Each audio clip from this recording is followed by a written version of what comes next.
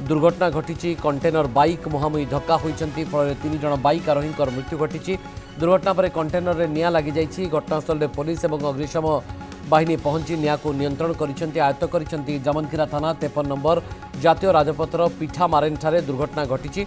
मृतकों परिचय स्पष्ट होनी। एक बाइक रे 3 जन युवक जमनकीरारू संबलपुर अभिमुखे आसुवा बेले विपरीत दिगरू आसुवा एक कंटेनर सहित तांकर मुहांमुही धक्का होईची। बाइकटी कंटेनर चक तले चापी हो रही जाइतिबा बेले प्रथमे बाइक एवं परे कंटेनर निआं लगी जाइछि। अग्निशम बाहिनी निआं को आयत्त करितबा बेले कंटेनर सम्मुख भाग संपूर्ण भाव में पोड़ी जाइतवार दृश्य सामना को आसीछि। बाइकटी मध्य संपूर्ण पोड़ी जाइछि जहार एक्सक्लूसिव विजुअल मध्य आमे आपनको देखाउछु। 3 जन बाइक आरोहींकर मृत्यु। संबलपुर कुचिंडारे जो मर्मन्तुद दुर्घटना घटी ए बाबद अधिक अपडेट देवाई आम सहयोगी आम सहित जोड़ी होती तपन। तपन ये पूरा घटना केतबेले घटी 3 जन बाइक आरोहींकर मृत्यु आउ कि आहत होइछंती कि बर्तमान पुलिस और अग्निशम बाहिनी पूरा निया को संपूर्ण भाव में आयत्त कर सारे स्थिति कौन से देखुं आप?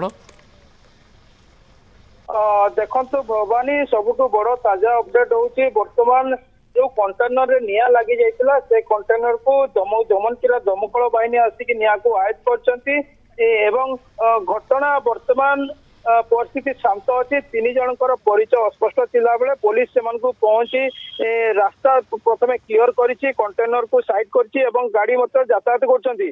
किंतु ए जो जमनकीरा ब्लॉक रो जो 53 नंबर जातीय राजपथ अछि पिठामारेन छक एटा गोटे माने दुर्घटना प्रवण अंचल अच्छी एवं सडन गोटे टर्निंग अच्छी से टर्निंग कहीं ना कहीं मासरे कहवा गले भवानी 4 ରୁ 5ଟି दुर्घटना घटुची एवं से दुर्घटना जी भी आहत होची बा जे दुर्घटनार सम्मुखीन होची से मृत्युवरण करुची।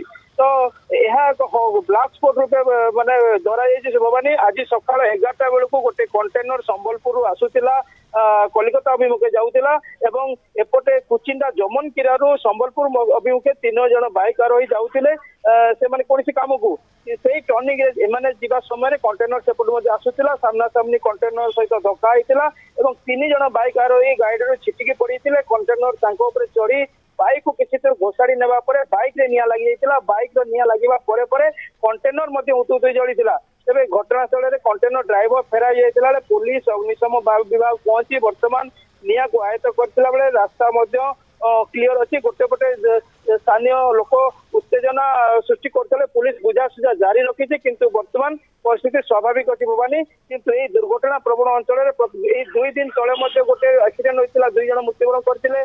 गत सप्ताह गोटे दुर्घटना घटना जड़े आहत होता जड़े मृत्युवरण करता। गत मास गोटे ट्रक से एक्सीडेंट होता जड़े मृत्युवरण करता।